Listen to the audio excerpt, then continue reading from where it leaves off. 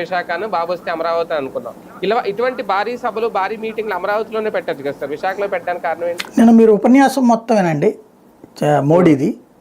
అమరావతి గురించి ఎన్నిసార్లు మాట్లాడారు, విశాఖ గురించి ఎన్నిసార్లు మాట్లాడారు చూడండి. అమరావతి పదం ఆయన నోట్లోంచి రాలా. చంద్రబాబు గారు చెప్పారు అమరావతికి రావాలి మీరంటే వస్తానన్నాడు. అంతవరకు మహానగరాన్ని తయారు చేసి చూపెడతాం మీకు అనేది, మీరే శంకుస్థాపన చేశారన్నది. చంద్రబాబు గారు అంటే ఓకే అన్నారు. కానీ విశాఖ టాప్ 10లో ఉంటుంది దేశంలో. ఈ ముక్క మాట్లాడింది నరేంద్ర మోడీ. విశాఖ అద్భుతమైన ప్రగతి సాధిస్తుంది, గ్రీన్ ఎనర్జీ కానీ బల్క్ డ్రగ్ పార్ట్ కానీ ఇంకా అనేకం ఇస్తాం ఇక్కడికి.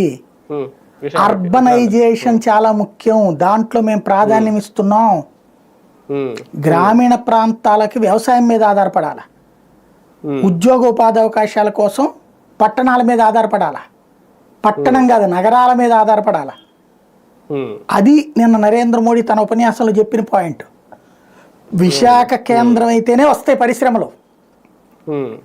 ఎందుకని చెప్పి మైక్రోసాఫ్ట్ అమరావతిలో పెట్టట్లేదండి, లేకపోతే ఎందుకని ఇన్ఫోసిస్ వాడు వైజాగ్ అడిగాడు ఇక్కడ ఎందుకు పెట్టట్లేదు?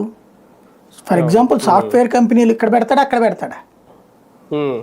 వెరీ సింపుల్ అండి. నేను ఇంతకుముందు కూడా చెప్పా, చాలాసార్లు చెప్తున్నా. నా బిడ్డ చెన్నైలో ఉద్యోగం చేస్తున్నాడు, నా బిడ్డ బెంగళూరులో ఉద్యోగం చేస్తున్నాడు, నా బిడ్డ హైదరాబాద్లో ఉద్యోగం చేస్తున్నాడు.